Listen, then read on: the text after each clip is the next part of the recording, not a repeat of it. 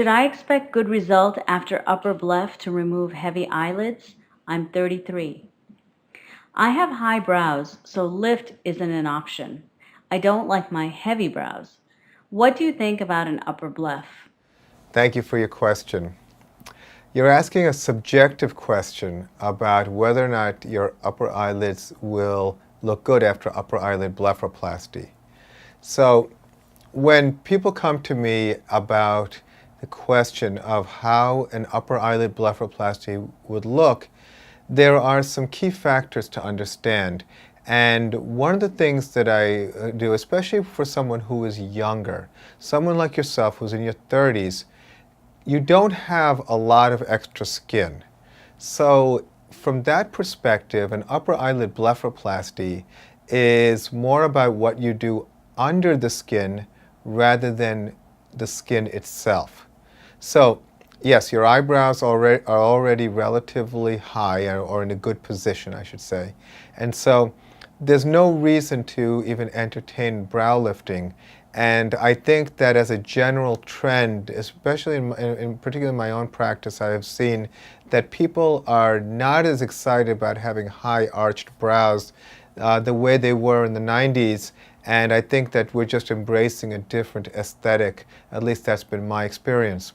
So from your situation, if you were to come to me, I would first do something straightforward where I'd have you look in a mirror or even take photos, and I would use a little Q-tip and roll the skin inward.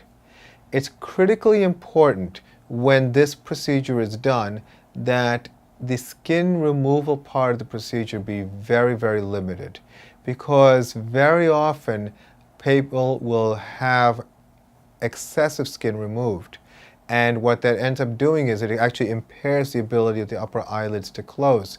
For some reason in the general plastic surgery mindset, that people are told that they should find it's normal not to be able to close your eyes after eyelid surgery. I have to disagree with that. As a cosmetic surgeon, as an oculofacial specialist, I think you should be able to comfortably close your eyes. And as I said earlier, it's about what you do underneath the skin and not just about the skin itself. So that brings us to two other anatomic issues that or concepts that you should understand. One is the concept of orbital fat.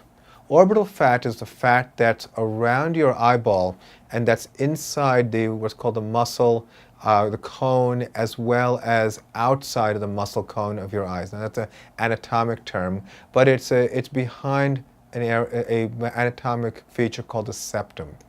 So that's the fat that typically is near the central part of your eyelid, and it can create some volume. So if someone wants more deep set creases, where they want their creases to look deeper, that's a place where I would typically sculpt the orbital fat. Then the other area, it's called subbrow fat. Subbrow fat is the fat that, as is described, is right below the eyebrow. Now this is a distinct compartment that is adjacent to the bone, the rim of the bone or the orbital rim, and that area is an area where we would actually reduce fat to give you more of a definition in that area to reduce the appearance of heavy brows. And I think that's probably something that is where I would go in in a person such as yourself. So as far as the subjectiveness of having upper eyelid blepharoplasty, I think that for a lot of people who used to always have full eyelids, they like having a little bit more of an eyelid platform, or a place where women would wear eyeshadow. And I think that it opens up the eyes and makes the eyes look brighter. Now the polar end opposite of that is overdoing it and looking hollow. And that's something that many of our patients, when they come to us, want to be sure that they're not going to look that way. They see celebrities and they see people who are overdone, and they're very concerned about that. So this is clearly, as I'm describing, an art, something of an art. And so I think that your To answer your question from my perspective, I think you would look good with the upper eyelid blepharoplasty.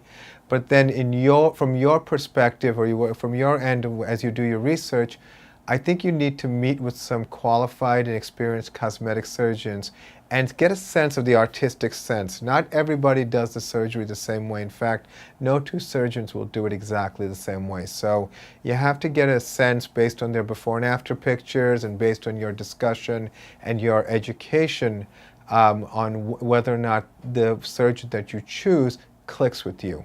And once you have that established, then I think it's safe to move forward. So I hope that was helpful for you, and thank you for your question.